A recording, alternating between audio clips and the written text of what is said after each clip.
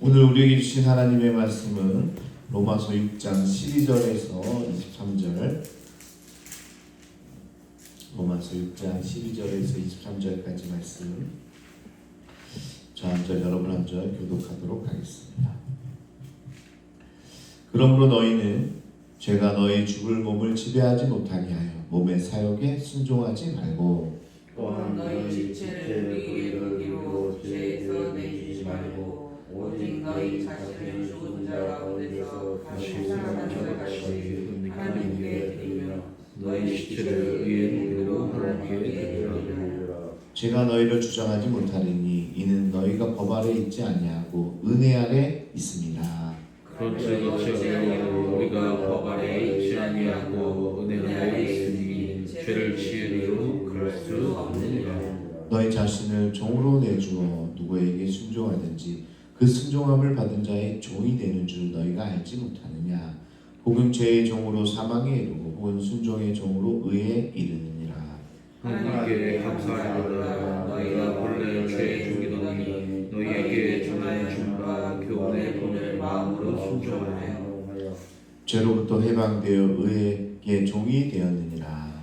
너희 육신이 연약함으로 내가 사람의 예대로 말하노니 전에는 너희가 너희 지체를 부정과 불법에 내주어 불법에 이른 것 같이 이제는 너희 지체를 의에게 종으로 내주어 거룩함에 이르라.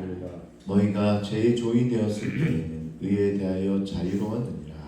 너희가 그때에 무슨 일을 얻었느냐. 이제는 너희가 그 일을 부끄러워하나니 이는 그 마지막이니라. 그러나 이제는 너희가 죄로부터 해방되고 하나님께 종이 되어 거룩함에 이르는 열매를 맺었으니 그 마지막은 영생이니라. 죄의 싹은 사망이요 하나님의 은사는 그리스도 예수 우리 주 안에 있는 영생이니라. 아멘. 사랑하는 성도 여러분, 평안하십니까? 어제 우리는 옛사람이 십자가에서 이미 죽었다는 사실을 들었습니다. 그런데 100% 거저주신 은혜를 들으면 또다시 엉뚱한 질문이 터져나오기 쉽죠. 15절에 우리가 율법 아래 있지 아니하고 은혜 아래 있으니 죄를 지으리요, 이렇게 이야기하고 있는데요. 쉽게 말하면요, 은혜로 다 용서받는 거라면 이제 내 마음대로 좀 살아도 되지 않겠습니까? 라고 이야기하는 겁니다. 우리 인간의 본성에 그런 게 있는 것 같아요. 은혜 안에 살게 된다 그러면 내 마음대로 살고 싶은 마음이 있는 거죠. 바울이 대답합니다. 결코 그럴 수 없느니라. 복음은 우리에게 방종의 면죄부를 주는 게 아니라 우리의 삶의 주인이 바뀌었음을 선포하는 겁니다. 예수 믿고 구원받았다, 그게 복음이다 그러면서 복음이 방종을 이야기하는 게 절대 아닙니다. 내가 은혜 받았으니까 주일날 예배 빠지면 어때? 내가 구원받았으니까 내가 왜 법 아래 얽매여 살아야 돼? 이렇게 이야기하는 거 정말 잘못된 생각인 거죠. 우리의 주인이 바뀌었다는 얘기지 우리 마음대로 살라는 게 아닙니다. 옛날에 한 소장농이 있었는데 악독한 영주 밑에서 평생 착취를 당했습니다. 입에 풀칠하기도 힘들게 그렇게 살았대요. 소장농의 삶이 얼마나 힘듭니까? 그런데 그 주인까지도 굉장히 나쁜 사람을 만나니까 삶이 힘든 거죠. 그래서 도저히 견딜 수가 없어서 마침내 강을 건너 새로운 영지로 이사를 가게 됩니다. 지금이야 이사를 편하게 다니지만 예전에 같은 경우는 이사를 다닌다는 게 정말 큰 변화입니다. 내 인생을 완전히 송두리째 바꾸는 거예요. 도저히 여기는 안 되겠다. 그래서 새로운 영토로 가서 거기에서 소장농으로 살게 되는 거죠. 그런데 이번에 새 주인은 너무나 달랐어요. 인자하고 관대하고 일꾼들을 아들처럼 대해 주었습니다. 소장농은 생전 처음으로 사람답게 사는 게 어떤 건지를 알게 됐어요. 너무나 좋은 주인을 만났어요. 그런데 어느 날 들판에서 일하고 있는데 강 건너편에서 누가 큰 소리로 외치고 있는 거예요. 보니까 누구예요? 옛 영주예요. 강 건너편에 옛 영주가 큰 소리 치는 거예요. 핏대를 세우면서 소리를 지릅니다. 야, 너는 내 부하잖아. 당장 이리 건너와서 내 명령을 들어. 야, 너 왜 거기 가 있어? 빨리 와. 내 말 안 들으면 내가 너를 가만히 두지 않겠다. 이렇게 큰 소리를 막 지르고 있는 거죠. 거기 가 있어? 내 말대로 이쪽으로 와. 막 이렇게 하는 거예요. 그래서 여러분께 질문을 드릴게요. 이 소장동이 옛 주인의 고함에 겁을 먹고 다시 강을 건너가야 됩니까? 아니죠. 그럴 필요가 없습니다. 옛 주인이 아무리 윽박질러도 이제 그는 옛 주인의 말을 들을 법적인 의무가 없습니다. 이미 강을 건넜고 소속이 바뀌었다라는 겁니다. 이제는 새로운 영주 밑에 있다는 거예요. 그러니까 그 전에 아무리 자기의 상사라도 그 말을 들을 필요가 없는 겁니다. 죄라는 옛 영주가 여전히 강 건너편에서 여러분들에게 소리를 지르고 있는지도 모릅니다. 너는 내 노예야. 옛날처럼 내 욕망대로 살아. 너는 평생 그거 못 끊을 거야. 네가 언제부터 그랬다고 그래? 너는 금방 이제 다시 죄로 돌아올 거야. 그렇게 속삭이는 사람이 누구예요? 옛 영주라고요. 이제 우리의 주인이 아니라고 옛날 예수 믿기 전에 은혜 받기 전에 나를 억누르던 그런 옛 영주의 말이 지금도 저 강 건너편에서 우리에게 속삭이고 있기 때문에 우리는 속지 말아야 된다. 우리는 십자가와 세례를 통과하면서 이미 강을 건넜다는 사실이에요. 옛 폭군인 죄의 지배권은 십자가에서 완전히 끝장났다라는 사실을 여러분 기억하시기 바랍니다. 그래서 바울은 16절에서 아주 중요한 영적 원리를 가르쳐주고 있는데요. 너희 자신을 종으로 내주어 누구에게든 순종하든지 그 순종함을 받는 자의 종이 되는 줄 너희가 알지 못하느냐. 이게 무슨 말입니까? 이 세상에서 완전한 자유로운 사람은 없다는 거예요. 무슨 말이냐면 우리는 모두 뭔가를 섬기면서 살고 있다. 그런데 뭘 섬기고 있느냐, 이게 문제라는 겁니다. 우리가 세상을 섬기고 있으면 뭐예요? 죄의 종이 되는 거죠. 그러나 우리가 주님을 섬기고 있으면 은혜의 자녀가 되는 겁니다. 그래서 밥 딜런이라는 가수가요, 당신은 누군가를 섬겨야만 한다라고 노래 가사를 붙여서 불렀습니다. 이게 맞는 말인 것 같아요. 하나님을 안 섬기면 반드시 뭔가 다른 것을 섬기게 되어 있다. 이 중간 지대는 없습니다. 내가 하나님을 섬기듯 세상을 섬기듯 이 두 갈래 길이지 세상도 아니고 하나님도 아닌 뭐 다른 길은 없는 거예요. 그럼 무슨 말입니까? 하나님을 섬기지 않으면 결국은 세상을 쫓아 살아가게 되어 있는 거죠. 돈을 섬기거나 사람들의 시선을 섬기거나 내 욕망을 섬기거나 자녀의 성공을 섬기거나 뭐든 섬기게 돼 있다. 하나님의 자리를 비우는 순간요, 다른 게 들어올 수밖에 없는 겁니다. 나는 그 어떤 것의 종도 아닙니다. 나는 자유롭습니다. 그렇게 외치시는 분이 계시다면요, 한번 솔직히 여러분들에게 물어볼게요. 요즘 내 하루의 기분과 감정을 가장 좌우하는 게 뭡니까? 여러분, 내 삶에 내 기분을 이렇게 업시키거나 다운시키는 뭐 있잖아요. 그게 뭐 자녀의 미래일 수도 있고 물질일 수도 있고 어떤 분은 뭐 매일 보는 어떤 사건일 수도 있겠는데 그게 뭐예요? 나의 주인이다 라는 사실입니다. 핸드폰 가운데 가장 많이 보고 있는 게 뭐예요? 그게 내 주인일 수 있는 거죠. 그러면 제 종과 하나님의 종, 이 두 종살이에서 결정적인 차이가 뭘까? 이게 이제 중요한데, 순종의 동기가 완전히 다르다는 겁니다. 율법 아래 죄의 종일 때는 우리가 순종하는 이유가 뭐냐? 두려움이라는 거죠. 여러분, 절대로 우리 기독교는요, 두려움을 주는 종교가 아닙니다. 그러니까 정통과 이단을 구분하는 게 뭐예요? 이 두려움이에요. 이단들은요, 겁을 줍니다. 야, 10월 28일 날 재림이 올 테니까 다 팔아. 다 교회로 가져와. 이게 뭐예요? 재림이라는 두려움을 주는 거죠. 이 세상이 멸망한다는 두려움을 주는 거예요. 또 뭐 어떤 식으로 두려움을 줍니까? 야, 너 교회 나와야지, 안 그러면 벌 받아. 그것도 어떻게 보면 교회에서 이야기하는 말이 아니에요. 너 지옥 가지 않으려면 11조해. 내 소원이 안 이루어질까봐 너는 기도해야지. 이런 신앙생활을 무서워하는 신앙생활이라는 겁니다. 무서워서 두려워서 하는 신앙생활이라는 거예요. 이렇게 신앙생활을 시작하면 뭐예요? 금방 지치게 됩니다. 야, 내가 오늘 새벽 기도에 안 나왔는데 무슨 일이 일어나는 거 아니야? 네, 초신자 때는 그럴 수도 있어요. 네, 그렇지만 신앙이 성숙해졌는데 여전히 야, 나 벌 받는 거 아니야? 이렇게 신앙생활을 한다면 그거는 잘못된다는 거죠. 그러면 금방 지치게 되고 기쁨도 사라지고 어느 순간 신앙이 완전히 말라버립니다. 자, 그런데요, 은혜 아래에 있는 사람의 동기는 다릅니다. 뭐예요? 바로 사랑과 감사입니다. 사랑과 감사. 자녀들이요, 네? 아버지가 오기를 기다립니다. 그런데 어떤 아이는 아버지가 오는 게 두려워요. 왜? 숙제를 안 했으니까.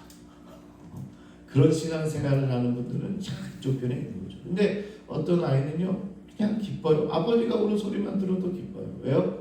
아버지를 사랑하니까. 그 신앙생활의 차이입니다. 그래서 우리는요, 뭐 신앙의 동기가 어디서 나와야 되냐? 사랑과 감사에서 나오는 겁니다. 아무 자격 없는 나를 살려주셨고, 나에게 예수님께서 생명을 주셨구나.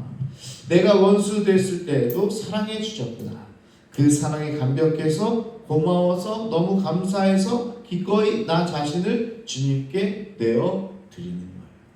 오늘도 우리 내어 드리는 찬양을 했는데, 야, 하나님 내 헌금 안 하면 나에게 벌 주시겠지. 이렇게 헌금 드리는 사람이 누가 있어요? 그게 아니죠.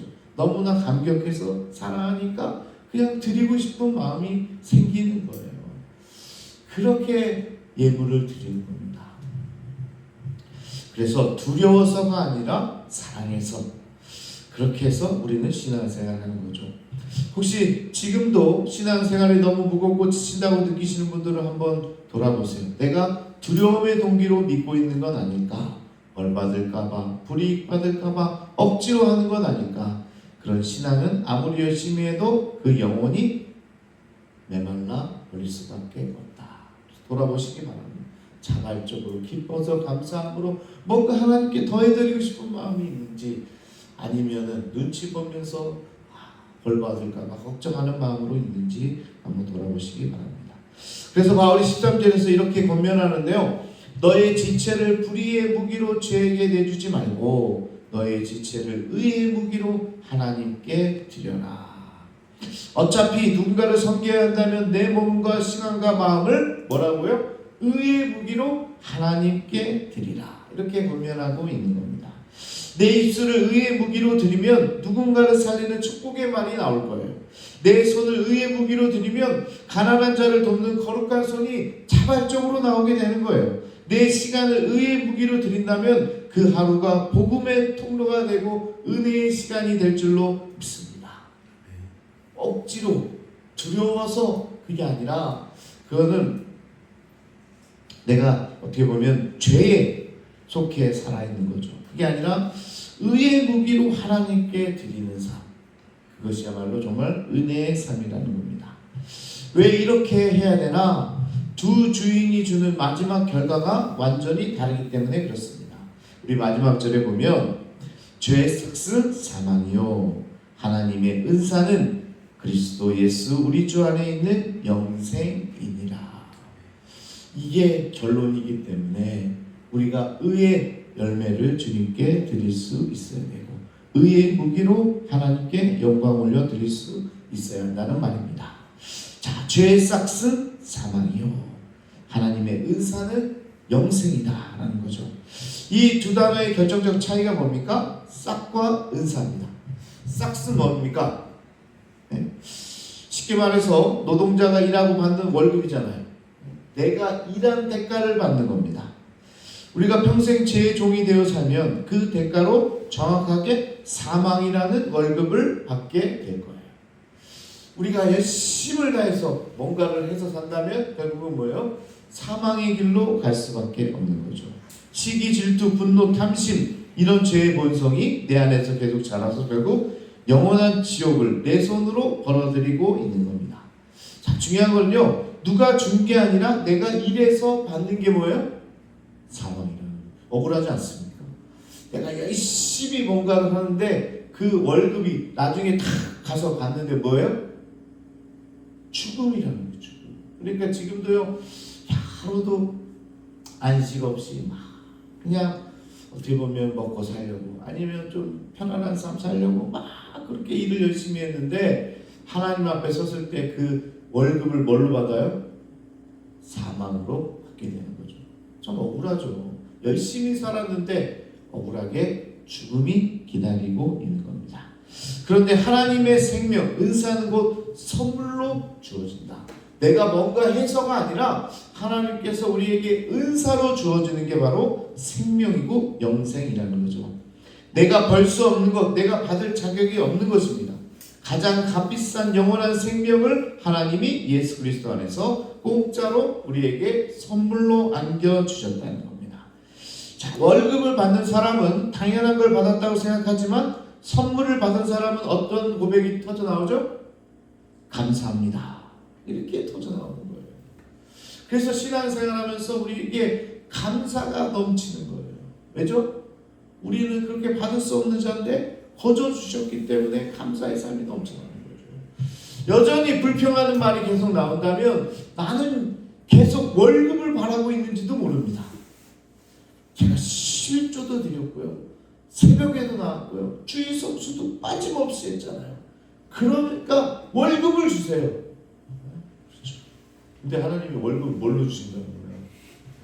사망으로 주신다니까. 그거 받아서는 안 되는 거예요. 우리는 거저 주시는 하나님의 영생, 생명을 받을 줄 알아야 된다. 그래서 구원은 당연한 게 아니라 선물로 받는 것이다. 결론은 그거죠. 그래서 우리를 구원해 주시는 은혜는 내가 열심히 뭔가 선행을 해서 받는 게 아니고 거저 주시는 하나님의 은혜로 의로 칭해 주셔서 의의 선물을 우리의 계좌에 탁 넣어 주셔서 우리가 받는 게 바로 구원이다라는 것이죠. 자, 북한을 탈출해서 남한에 정착한 한 자매의 간증을 들은 적이 있는데요. 처음에 이 남한에 왔을 때 자매님이 모든 게 두려웠습니다. 제가 중학교에 있을 때 탈북민들 서울 정착, 한국 정착 그런 수련회 같은 데를 인도해 봤어요. 제가 직접 인도했어요. 그래서 한 130명, 140명이 와요. 그러면 교인집에 이렇게 보냅니다. 교인집에 살아와요. 이 사람들이 이제 하나원이라는 데서 이제 처음 탈북해서 넘어오면 거기서 이제 교육을 시켜요. 한국이란 것은 어떤 곳이고 북한과 다른 뭐죠 좀 가르쳐주고 나서 이제 체험해봐야 될 거 아니에요. 이제 사회로 보내기 전에. 그래서 이제 교회에 맡깁니다. 그래서 2박 3일 할 때도 있고 어떤 1박 2일 할 때도 있는데 이제 우리 교인들 집에 들어가서 한국 사람들은 어떻게 사나 이렇게 보내기도 했어요. 그리고 뭘 시키냐? 또 교회에 이제 낮에는 모여가지고 지하철을 한번 타봐요. 그래서 우리 교인들이 도우미가 돼가지고 옆에 붙어 있고 지하철도 타보고 버스도 타보고 편의점 가서 먹을 것도 사보고 이걸 뭘 배우냐고 생각하죠, 여러분들은. 그런데 북한 사람들은 탈북민들은 배워야 돼요. 이게 너무 낯선 거죠. 지하철도 못 타가지고 막 이렇게 우리 교회에서 시작했는데 교회를 못 돌아오는 사람도 있고 막 그래요. 그래서 나중에 찾으러 다니고 하는데 나중에 또 친해져가지고 마지막에 막 울고 헤어지기 또 아쉽다고 막 그렇게 얘기도 하고 하는데 제가 그런 프로그램을 운영을 해봤는데 이제 그분의 이야기입니다. 자, 북한에서는 습관대로 말 한마디 잘못하면 끌려간다. 그리고 눈치를 잘 봐야 된다. 그래서 무슨 말 할 때도 누가 듣고 있는지 그리고 누가 나를 잡아가지 않은지 이렇게 눈치를 보면서 사는 게 몸에 배어 있을 때요. 그러니까 남한에 와서도 한동안 불안에 떨고 살았다는 겁니다. 시간이 지나면서 깨달은 겁니다. 여기서는 누가 나를 감시하지 않는구나. 내가 말하고 싶은 대로 말해도 되는구나. 나는 정말 자유인이구나. 이렇게 느끼게 되는 거죠. 그런데 재미있는 건 자유를 진짜로 누리기까지 몇 년이 걸렸다는 사실입니다. 한국에 오면 자유인이 되는 게 아니라 한국에 와서도 몸은 남한에 와 있는데 마음은 여전히 북한의 공포 속에 살고 있었다는 거예요. 참배님이 간증을 합니다. 나는 이미 자유인이었지만 그 자유를 누리기까지 너무나 많은 시간이 걸렸습니다. 이제 누가 뒤에서 소리쳐도 더 이상 무섭지 않다는 것을 알고 있습니다. 그런데 이걸 아는 데까지 너무 많은 시간이 흘렀습니다. 이렇게 이야기하는 거죠. 내가 자유인이지만 여전히 거기에 지금 매여 있어서 몇 년간은 북한에 대한 그런 어떤 세뇌된 것이 여전히 남아있었다라는 말인 거죠. 그런데 여러분, 우리도 그렇지 않습니까? 우리도 이미 강을 건넌 자유인입니다. 십자가의 피로 값을 치르고 불러난 하나님의 자녀예요. 그런데 여전히 옛 주인의 목소리에 움츠러들 때가 있다는 거예요. 그 옛 주인이 어디 있어요? 저 강 건너에 있어요. 강 건너에서 소리치고 있어요. 마음이 아직 그네를 온전히 누리지 못하고 있을 때가 있다는 겁니다. 그래서 여러분, 오늘 이 새벽에는 이 사실을 선포하기를 바랍니다. 나는 이미 강을 건넜다. 그걸 가지고 살고 있어야 돼요. 옛 주인의 호통은 허풍이다. 너 안 돌아와? 너 그럼 큰일 나. 넌 내 밑에 있을 때가 제일 행복했잖아. 야, 너는 교회 안 다녔을 때가 가장 행복했을 거야. 이게 뭐야? 다 거짓말이에요. 그거 다 강 건너의 옛 주인이에요. 다 하는 말은 허풍입니다. 우리의 사실은 나는 사랑받는 하나님의 자녀다. 이게 우리가 가지고 있는 진리다. 억지나 두려움이 아니라 나를 살리신 십자가의 은혜의 감사와 사랑으로 내 삶의 모든 부분을 의의 무기로 하나님께 기꺼이 올려드리는 우리 귀한 성도님 모두가 되기를 주님의 이름으로 축복합니다. 함께 기도하겠습니다. 우리가 어디에 속했느냐? 우리는 이미 강을 건넌 자다, 자유인이다. 그런데 여전히 저 강 건너편에서 호통치고 있는 사람의 마음을 뺏기고 있는 게 아닐까? 한국에 살고 있는데 여전히 북한의 사고에 젖어 있어서 누가 나를 감시하고 있지 않는가 하면서 이미 한국에서도 몇 년간을 그런 마음에 살고 있는 그런 어리석은 자가 아닐까. 이미 우리는 자유인이 되었습니다. 그리스도의 안에서, 십자가 안에서 우리가 구원받아 은혜를 누리는 자입니다. 그러니까 예전에 그 목소리에 속지 마시기 바랍니다. 오늘 우리가 주 안에서 그 사랑과 은혜를 누리며 살아가는 여러분 되시기를 바랍니다. 그렇게 선포하면서 오늘 주여 한번 부르시고 함께 고백하기 원합니다. 나는 하나님의 자녀요. 더 이상 그 과거의 소리에 귀 기울이지 않겠습니다. 이 시간 주여 한번 부르시고 함께 기도하겠습니다. 주여